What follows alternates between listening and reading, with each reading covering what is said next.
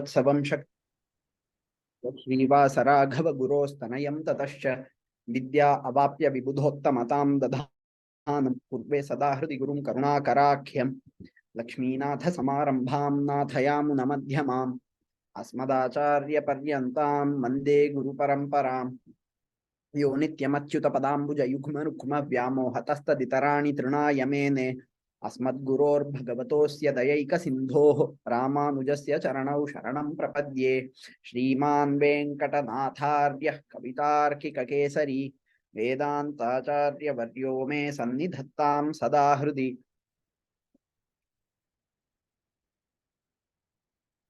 in the invocation to the Guru Parampara. If you see the first line, Lakshmi Natha Samarambham, it is a parampara that started with Lakshmi Natha, that is Vishnu. Natha Yamuna Madhyama. In between it had Natha Muni and Yamunacharya. Yamunacharya came much later. Natha Muni was before him, so generations before him. How did Natha Muni get greatness? Natha Muni got greatness by having the darshan of Nammalvar and learning the Divya Prabandha from him. We saw a gist of that in the previous class. We saw about the name Shathakopa. Then we saw about the birth of Nammalvar. And we saw that he is an Amsha of Vishwaksena. We also saw how he is incorrectly dated by historians as having lived during the same time as Natha Muni.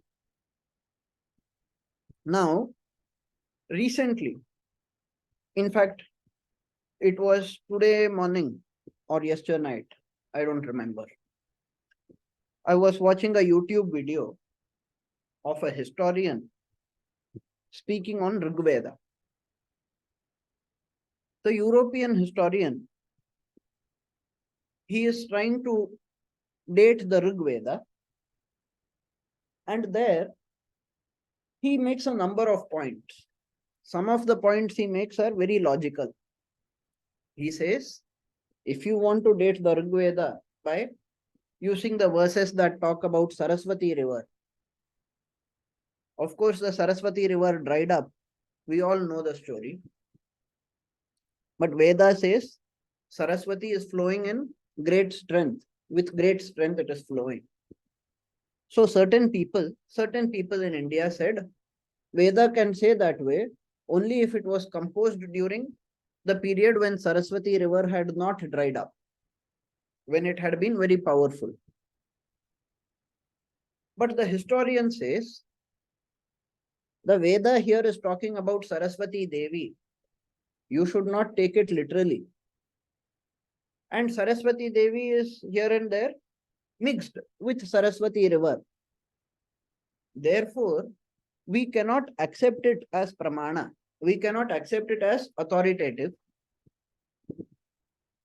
We cannot cherry pick the parts that talk about it as a river alone and then make it appear older. Why are we discussing this? Because they do a similar thing in the case of Swami Nammalvar, as we saw in the previous class. The best thing for people like us to do, or rather for people who believe in the tradition, who have complete faith in the tradition, who have Mahavishwasa, who have Mahatva Buddhi, such people, what we should be doing is we should not try to mix what the scientists and historians are saying today with what Sanatana Dharma has said. The traditional accounts, we should have faith in them. We need not necessarily try to make everything appear scientific. If you start going in the scientific way, as I have already said many times, you will not even be able to prove that there is something called Atma. You will not be able to prove anything about moksha. You will not be able to prove about devatas. You will not be able to prove anything. If you start moving the scientific way, you will end up saying that all the vigrahas that are there, they are only there to channelize energies, and you get those energies, all of those theories you can come up with.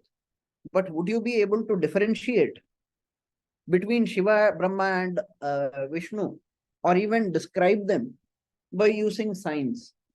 You cannot do that. Will you be able to describe them by using history? You will not be able to do that. Even today, although we say that in the Indus Valley civilization, there was the seal of Shiva Pashupati. Shiva is represented that way. He is shown in a manner like he is performing yoga. All of that we say. But the Western historians say it is just a possibility. Why should we accept it? It is just an attempt to connect it to Hinduism. There is no need for us to attest it as fact. Should we worry about it? We don't have to worry about it. As far as we are concerned, long before the Indus Valley civilization started, also Shiva was there. In the previous Kalpa, also Shiva was there. Shiva was there even before that. So we don't have to worry about what is said by the historians and scientists. That is a point that I wanted to make.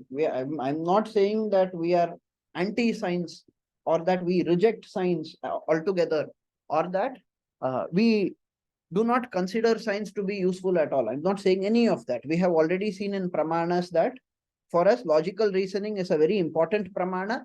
Logical reasoning works only on the basis of existing direct perceptions. Direct perceivability is a very important factor. And these two, Pratyaksha and Anumana, put together form the basis for science.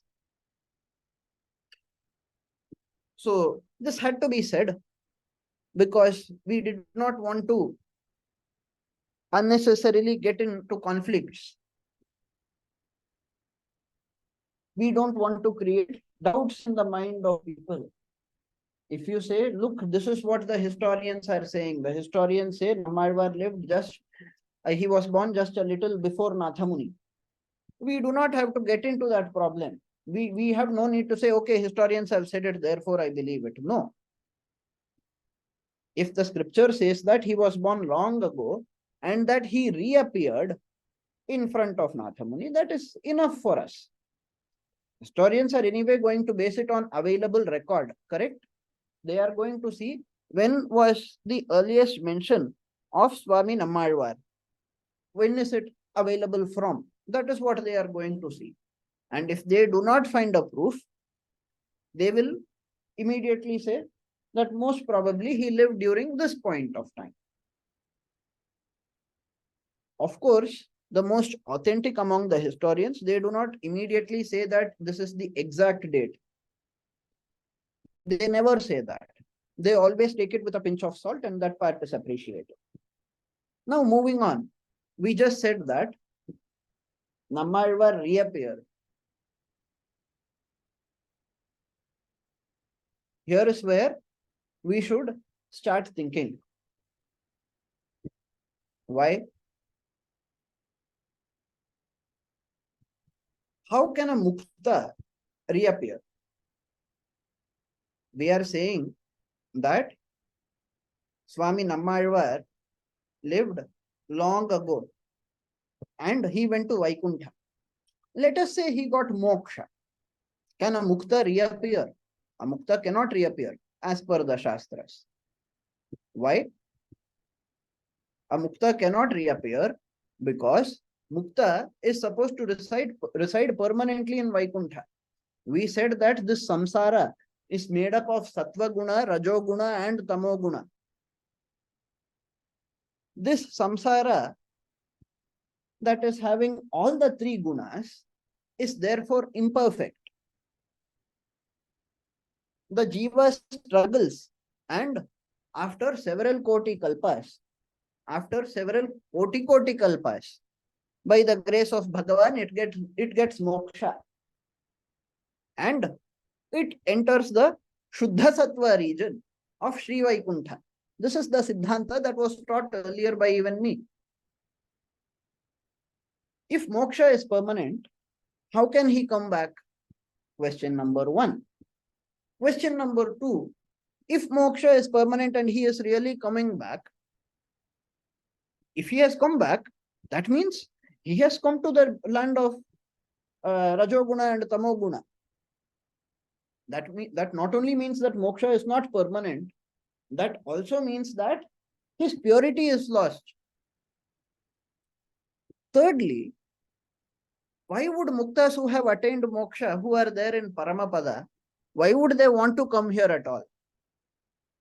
And a fourth question, it is not just about happiness. Shri Vaishnavism focuses so much on the bhakti component. It says moksha is the state of doing permanent seva to Bhagavan. Those kinds of muktas, why would they want to leave Bhagavan and come here? These four questions need to be addressed. Now, I don't remember whether we addressed them in the previous class. If we have already seen these, please let me know. If we have not, we will look at them in further detail now. No, we have not seen this. Okay, thank you. So, firstly, let us look at the residents of Vaikuntha. One is Paramatma, Sriman Narayana, of course. Sriman Narayana is there. Then the Nityas are there, the Nitya Suris are there. After that, the Muktas are also there, those who have attained moksha at some point of time. What is common between all of them? What is common is that all of them are Shuddha Sattva, all of them are there in Vaikuntha, all of them have complete Jnana, Bala, Aishwarya, Virya, Shakti, Tejas, everything. Okay. Now, the state of moksha, if it is not permanent, there is no point in it. Sankhya philosophy, what did it say? What is the point of doing Jyotishtoma? You are literally killing an animal and going to Svarga, but you're going to fall down from there after some amount of time. You don't have a permanent solution. How is it fair to promote something which is just a temporary welfare? Yes, we do say that moksha is permanent. But if a mukta has attained moksha, I mean, if a baddha jiva has attained moksha and become a mukta, then that moksha has to be permanent.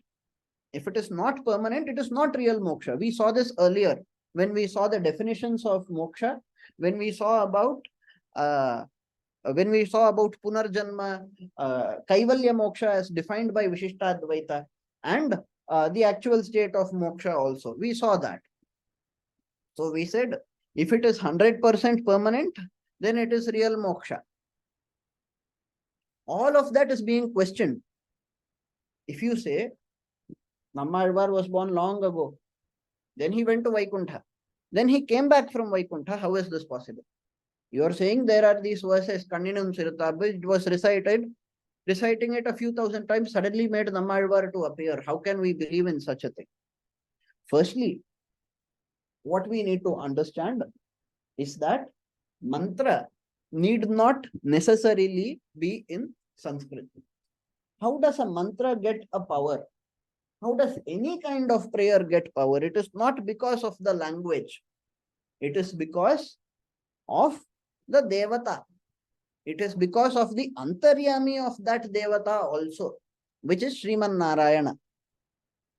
So, no matter what you pray, no matter which kind of mantra you recite, or maybe you do not know any mantra, you recite some stotra. Maybe you do not know any stotra, you sing a song. Maybe you don't even know songs, you just recite the names of Bhagavan. What is it that is giving you the phala? The phala is not given by the sound. The sound has a certain power, certain frequency. When recited in such and such a manner, it will give you all that phala. No. Sound is achetana. Sound does affect us in certain ways. Yes.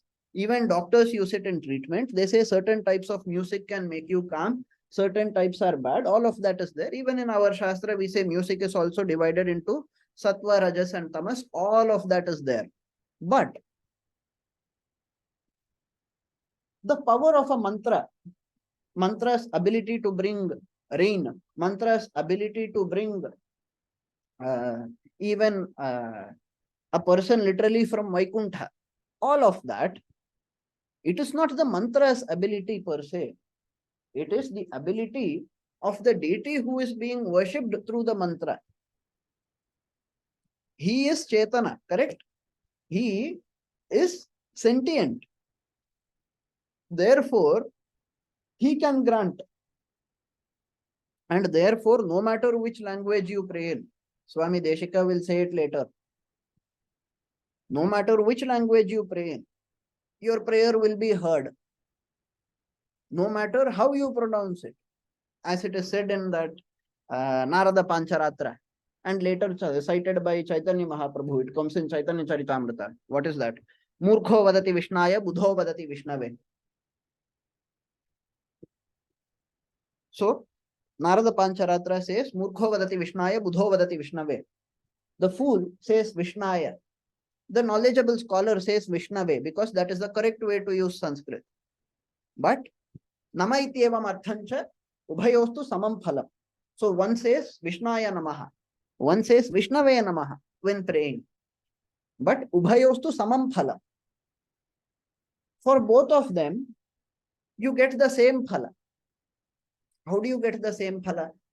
The second shloka answers it well. Yasmai cha dattam yajnanam jnanadata harisvayam jnanena tena sastauti bhavagrahi janardanaha. Yasmai cha dattam yajnanam, whatever knowledge you have got, for whomever has been granted whichever knowledge. Jnanadata harisvayam. The giver of that knowledge is Hari, Sakshat Hari, Sakshat Sriman Narayana. Jnanena tena sastauti. With that knowledge only, that person is going to sing stutis of Bhagavan. Bhagavan is Bhavagrahi, Bhavagrahi Janardanaha. He understands the Bhava, and the Bhava has a greater impact than the exact words. Yet, in the context of mantras, when you recite mantras incorrectly, getting bad phalas is also possible. For example, if you recite the Gayatri mantra incorrectly, you could end up summoning a Pishacha in the incorrect swara. A particular incorrect swara will do that also. In the Vedas itself, there is a beautiful example of Tvashta wanting to kill Indra. Tvashta wanted to get a son who would kill Indra. So, he summoned all the priests and they performed the yajna. But they made a mistake there. Indra Shatrur Bardhasva, they said in a wrong swara. And as a result of saying in the wrong swara, instead of implying that Indra's enemy should kill Indra, it became that the Shatru should be killed by Indra. Although the words were exactly the same, the swara changed, and the swara also led to the opposite phala. If so much importance needs to be given, we are discussing this right now because we are talking about how Nammalvar was able to come to earth. One of the questions in the Purva Paksha is, maybe I have not mentioned it explicitly here, it is, how could you bring him by reciting Tamil verses? The answer is, all of that is Bhagavat Sankalpa. Bhagavan has said that if you recite this mantra incorrectly, you will get incorrect phala. You will get the wrong phala. There the scripture itself says, this is how you should recite, this is how you should not recite. Where such rules are not existing, the bhava matters much more. Therefore, even if you recite Vishnaya incorrectly, you will get the phala. But how do you get the phala? It is under the assumption that you are reciting it as Vishnaya without knowing that you are making the mistake. If you know that it is wrong and intentionally do it, and then say, no, no, Bhagavan is Bhavagrahi. I will say whatever I want. I will say Kachata Tabara, he will still come and bless me. No, that is not going to happen. If you unintentionally do it, then Bhagavan being Bhavagrahi, he would forgive you for that. And that is when you pray to him. So we should know where we are playing also. If we play with the specific Veda mantras where Bhagavan himself has already given the rules, this is how you should recite, this is how you should do. Shruti Smritir Mamaiva Ajna, he has said. So, as Shrutis and Smritis are his own commands, we have to follow the procedure accordingly. Where the rules are not there, then the bhava is enough. Then there are numerous stories to explain that as well. The very fact that bhava is enough also implies that it is language independent. Therefore, your prayer need not necessarily be in Sanskrit. During Swami Deshika's time, there was a debate in Srirangam. The Adhyayanotsava, which is literally to happen in Srirangam very soon, there is supposed to be an Utsava where the Divya Prabandham is recited there, and therefore nowhere outside we will recite the Divya Prabandham. It happens for an entire month, and it had been happening since a very long time, since the days of Nammalvar maybe. Now, people during the time of Swami Deshika asked, how is it fair to recite verses in Tamil in front of Bhagavan? You should not do it. You should stop it. Since the days of Tirumangayalvar, if I am not wrong, the tradition had been there of performing Adhyayanotsava there. But now people were stopping it, saying it is not in Tamil. At that time, Deshika proved that it is not the language that matters. What matters is the real bhakti and the bhava that you have. As long as the knowledge is authentic, the meaning of what is said is overflowing with bhakti, why do you then divide it on the basis of bhasha or even on the basis of people, which kind of people they were? It doesn't matter. Anyway, that has been said. Now let us come to this point. Okay, let us assume that the verses work. But even so, how could you bring a mukta here? It is an important question. Are we going to call him a mukta? That is also a question.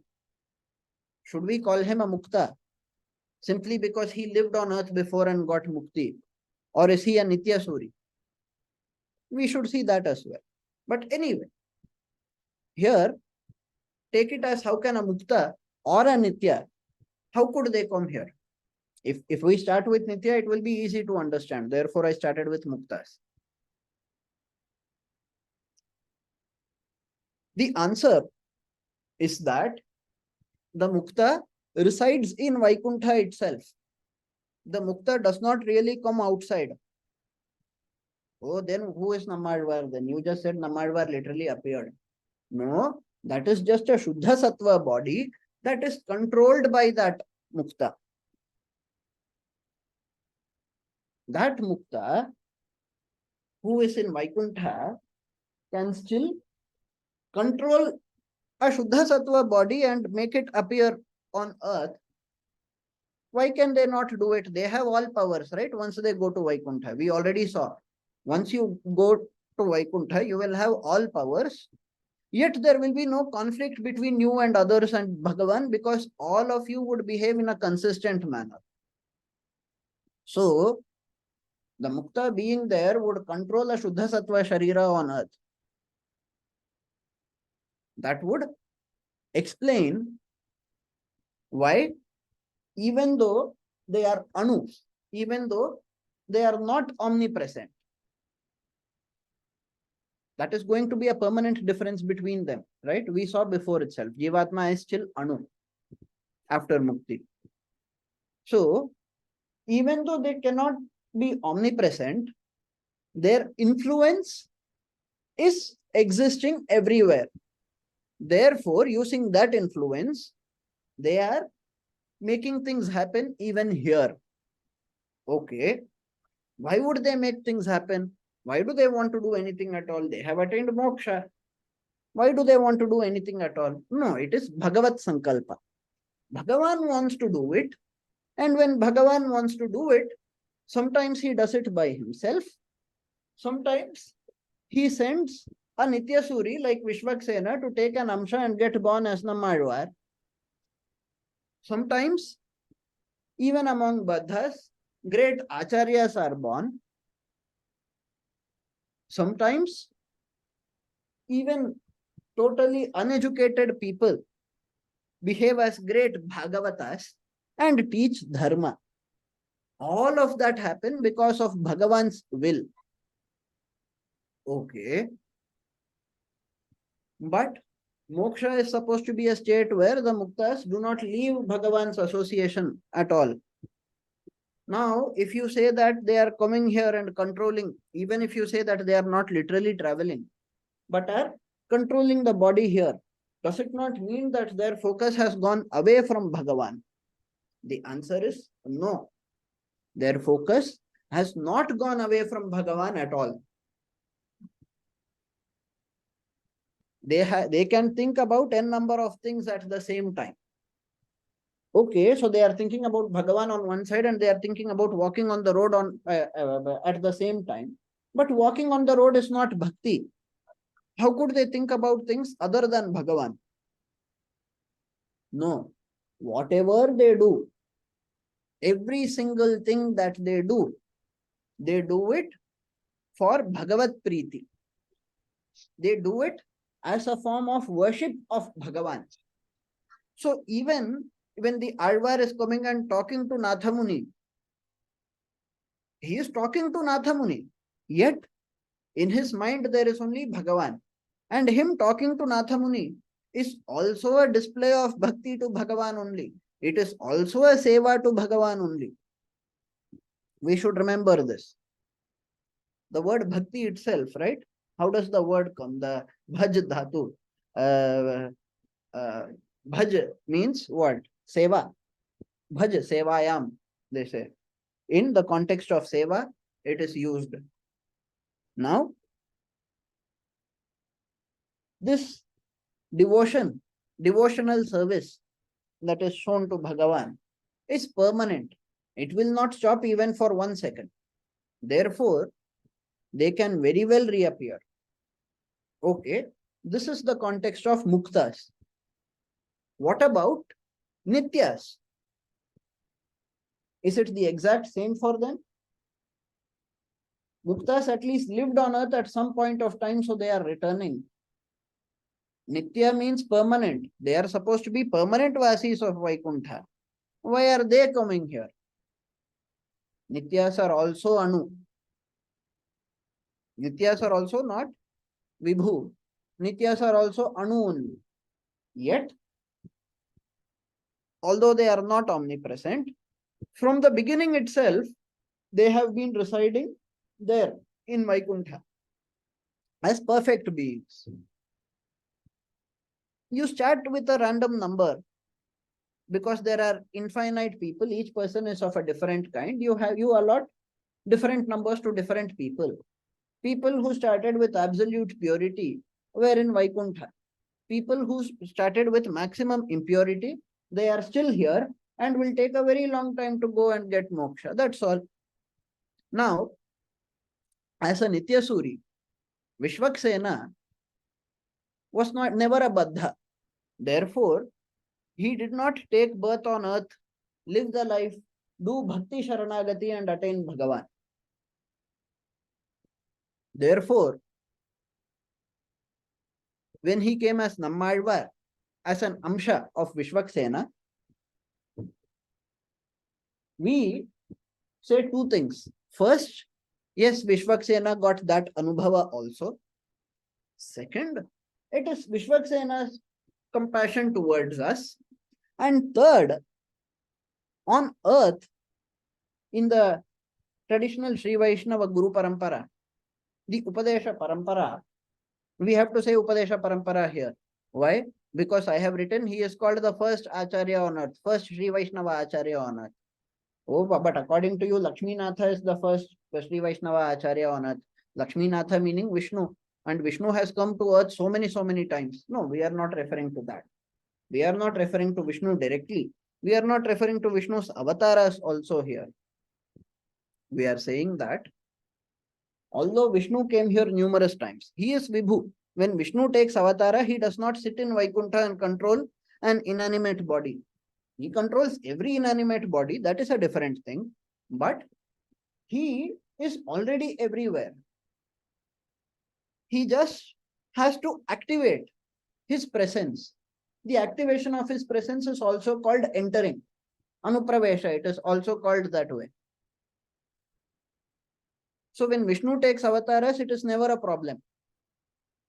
He can take n number of avatars, he can come here, he can go there, he can do whatever he likes. For the others, as they are not omnipresent, the question has come. Now, Nammalvar is the Amsha of Vishwaksena. And in this particular Upadesha Parampara that we are referring to, the Parampara that came from Nammalvar, not the Parampara that came from Vyasa. Remember, Nammalvar was born at a different point of time. Correct? Vyasa was born before Nammalvar. So, Vyasa Parampara is different. Nammalvar's Parampara is different. But in Nammalvar's Parampara, on earth, Nammalvar is the first Acharya. Why? First was Bhagavan himself, Adi Guru, Bhagavan. Then it is Lakshmi Devi. The third is Vishwaksena. And the fourth is Nammalvar. And as Nammalvar had taken birth on earth, we say he is the first Sri Vaishnava Acharya. So this also has to be understood. Because you would see a lot of Sri Vaishnavas saying that on earth, the first person to teach Vishishtadvaitha was Nammalvar. What do they really mean? They do not mean that before him Vyasa did not teach, Bodhayana did not teach, Yajnavalkya did not teach. They do not say that way. What they imply is this parampara. In this parampara, he was the first person to have been born on earth and been an Acharya. That is how we understand it. Is it clear? Now, Clear. Next point.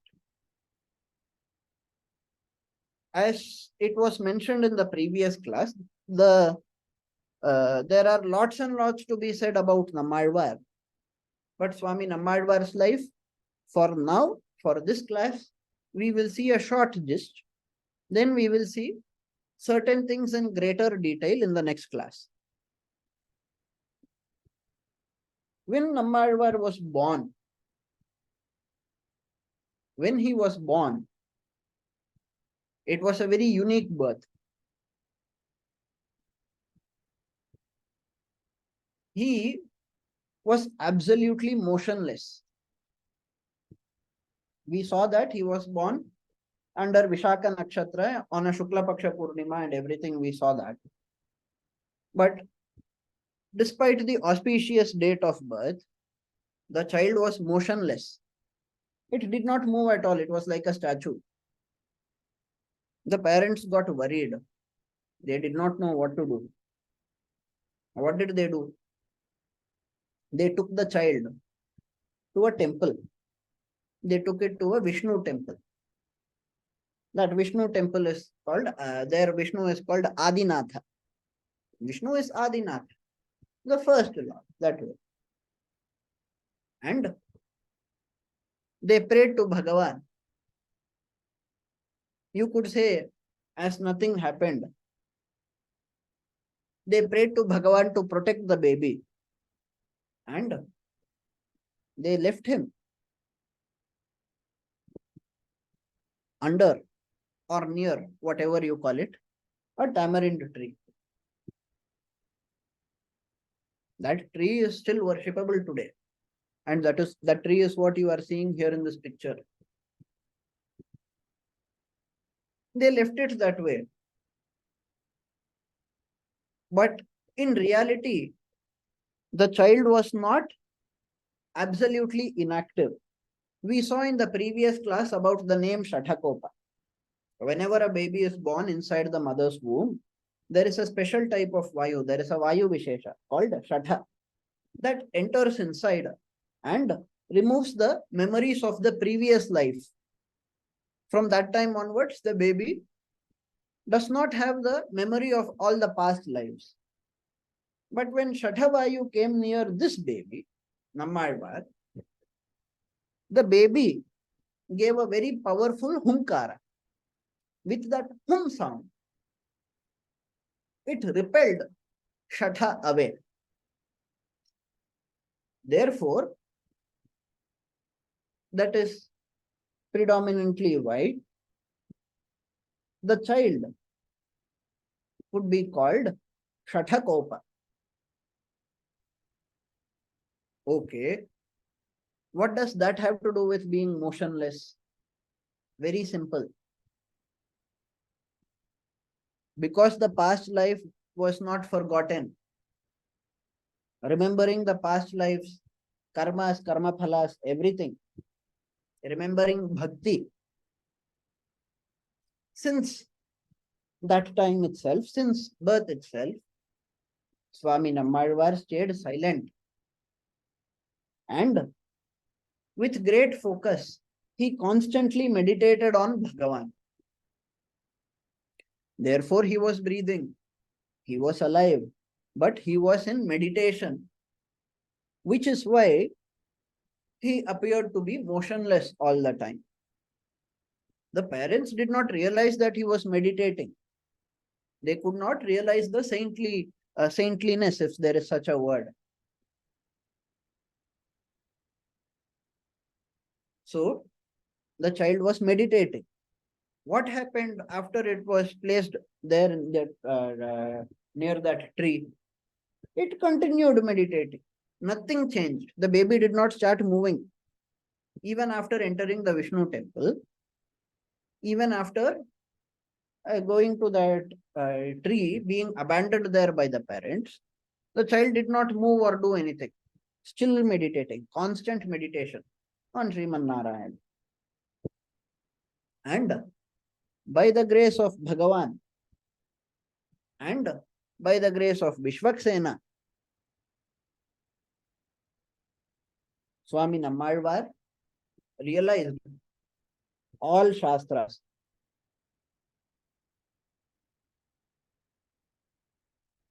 Now comes the next story. The story of Madhurakavi Alvar. Madhurakavi Alvar, he would become a Shishya of Swami Nammalvar. But how exactly would it happen? Madhurakavi Alvar was living during the same time as Swami Nammalvar. He was born elsewhere. He was also born in South India only. It is incorrect to say he was a North Indian who came to the South. In reality, he was also born in South India. We will see in greater detail later about how he was born. And he was born in Chitra, and he was he attained Paramapadam later in Alvar Tirunagari itself. Now, Madhurakavi Alvar was performing Tirtha Yatra. Therefore, he was on a tour to various pilgrimage sites. He visited various places, including Kashi. Then he came to South India again. When he came there, he saw Nammalvar.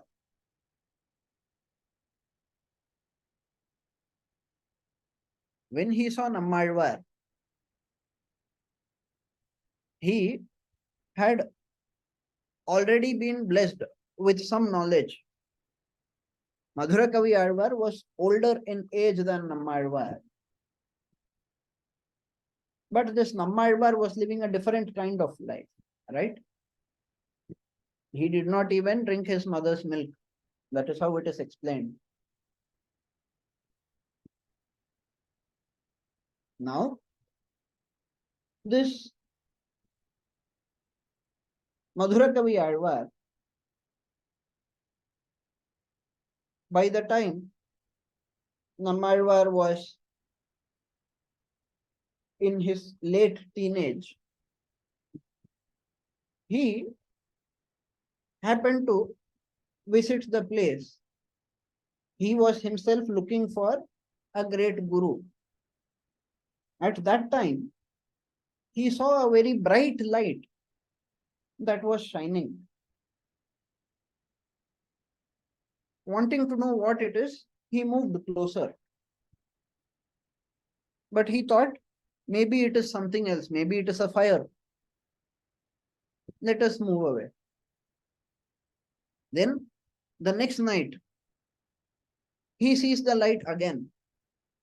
The next night, he sees the light again, thinking something is going on. Let us try to find where this light is. He follows the light. As he follows the light, he realizes that it is not nearby.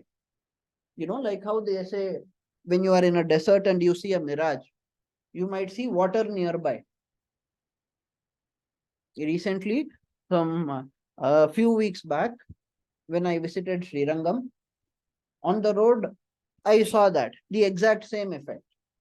It appears as though there is water on the road. You go closer to it, then a little further away, it appears that there is water. You go there also there will not be water. So, in that way, like how a mirage works, this light was also moving away. Sensing it to be something divine, he started following it. He went to several kshetras, he went to holy temples, he went to Divya Deshas. Then he goes to Srirangam. Then he finally goes to Alvar Tirunagari, Tirukurgur. There, the light stops. He thinks, okay, that means something divine has brought me towards this place. Let me see what divine being has pulled me here. He enters the temple. Bhagavan is there in standing posture. He does namaskara, praise to Bhagavan, does all of that. Then, under the tamarind tree, he finally sees Nammalvar. How is Nammalvar? He is younger, definitely, but he is extremely radiant. His face is displaying extreme sattva, extreme knowledge, extreme calmness. It is showing every feature of a very divine yogi.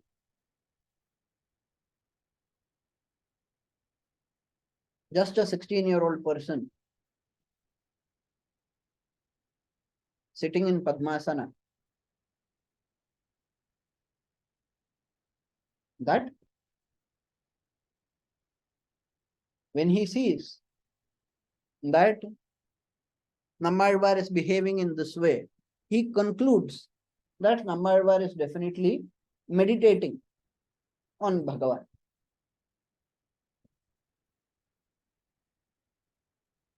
What does he do? He takes a small stone and throws it nearby. He will not commit any apachara. He just tries to take the attention of Nammalvar. Nammalvar opens his eyes and he looks at Madhurakavi Alvar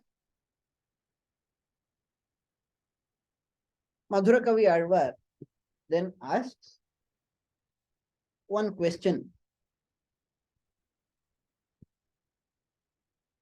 He asks a question in Tamil. What is the meaning of the question? If a Chetana, Chetatin vaitril சிறியது பிறந்தால் எத்தை தின்று எங்கே கிடக்கும்? That is the question.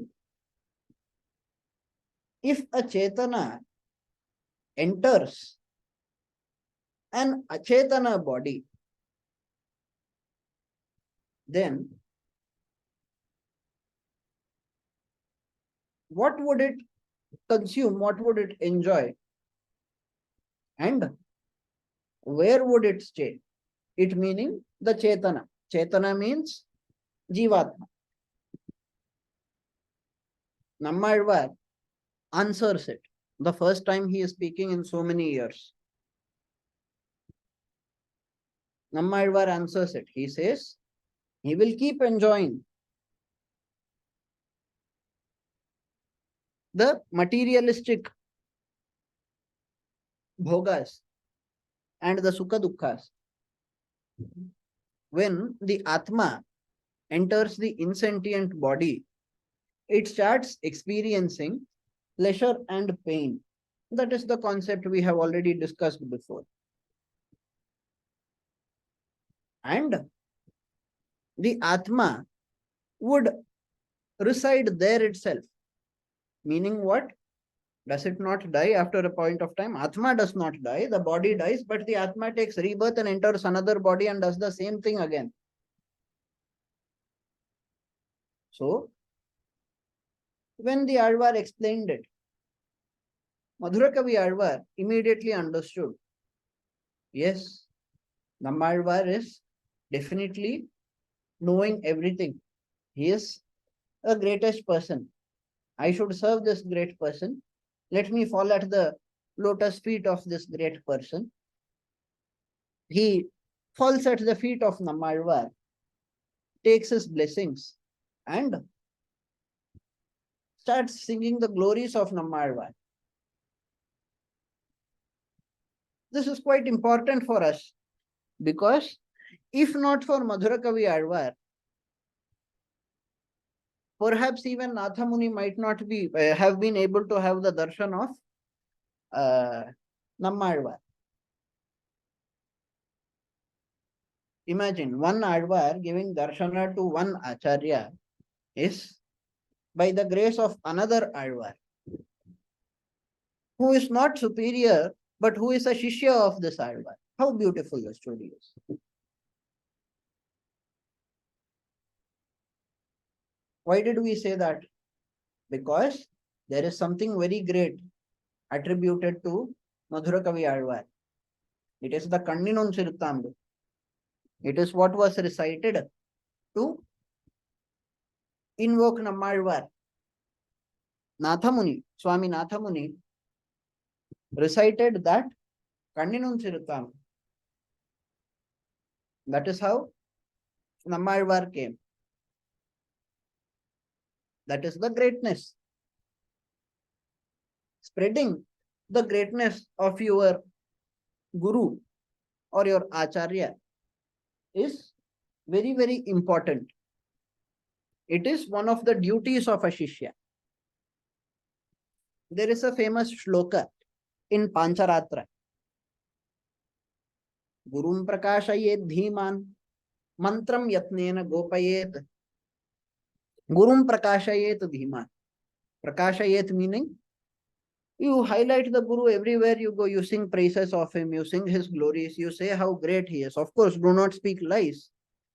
If you have a Guru who is literally teaching all wrong things, that person is not even a Guru. But assuming that it is a guru of Sanatana Dharma, it becomes the duty of the Shishya to keep singing the glories of the Guru, keep praising the Guru. What are we doing here? We are doing exactly that. We called it as Vishishtadvaitha. Instead of seeing Vishishtadvaitha, this Atma, how are the gunas working, how is it different from Advaita, we saw, let us see how it is different from Shuddhadvaita, how it is different from Dvaita. We could have gone in that route. We did not do that. We are looking at the stories of Alvars right now, then we will see the stories of Acharyas like Nathamuni. We will go to the life of Swami Ramanuja also.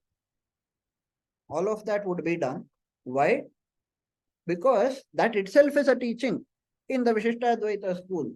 Gurum Prakashayet Dhiman. It is said in Pancharatra. And Pancharatrasya Kritsnasya Vakta Narayana Swayam. The entirety of Pancharatra was revealed by Narayana himself. And that Narayana, as that Sriman Narayana is the first teacher and the primary origin of the Sri Vaishnava Sampradaya. Now you will see certain people saying that Narayana is not the originator. Why? That is because after Narayana, Lakshmi was there. Therefore, they will say Lakshmi was the first Acharya. Not necessarily wrong. Technically speaking, Lakshmi did not learn anything new from Vishnu. She also already knew everything.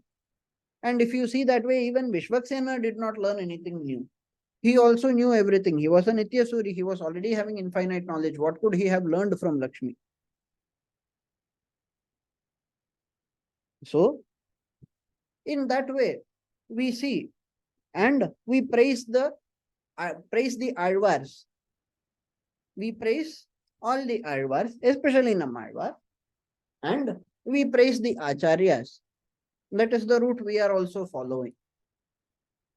About Nammalvar meeting Vishnu, we will cover in the next class. Now it is 8 o'clock. So if there is any question, feel free to let me know. If there is no question, then we will let it be. No, I have only one clarification. Yes. Maybe I missed or I didn't understand why the Muktar Nammalvar came down from Vaikuntha. I mean, I understood that Suddha body and all, but what is the purpose in coming like that? Okay. See, the question is basically that Bhagavan can come whenever he wants. The Purva Pakshi, he is asking, Bhagavan can come whenever he wants, he can do whatever he wants. He is already omnipresent. All of that is there. But people, even people who are Nityasuris, they are called Nityasuris because they are performing Nitya Kainkarya to Bhagavan. Then why are they coming to earth? Secondly, Muktas, they perform Bhakti, Sharanagati, everything only to attain Mukti and to be there permanently to serve Bhagavan. Why are they coming to earth? That is the question. We said that them coming to earth is also Bhagavat Sankalpa. It is by the divine will of Bhagavan. It is Bhagavan's Leela only.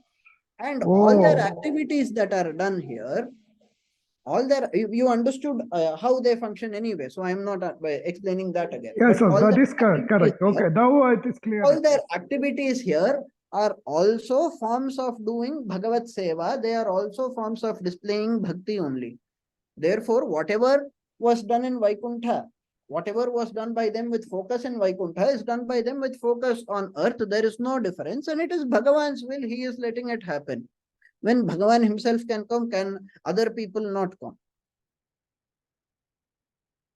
Thank you. Now I understood. Thank you very much. According to Islam, the Almighty will never come. He will never take incarnations. He will only send prophets. In our case, Sanatana Dharma, of course, there is this famous Akbar Birbal story also, right? That, just like how Akbar jumped into water to save his little son, in the same way, Bhagavan himself takes avatars to protect Ashritas. In that way, Birbal gave an explanation. But Bhagavan takes incarnations, plus he sends great saints, plus those who are born here also, some of them are made into great saintly people, great scholarly people to guide us. Plus That's right. Bhagavan Tenalu also comes Raman. as, So many people, Kalidas, correct. yes, exactly. Plus Bhagavan himself also blesses us in the form of vigrahas in temples.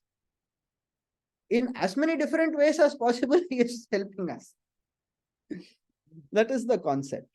So we will Thank you conclude very the much. class here. Yeah, assuming there is no other question, of course.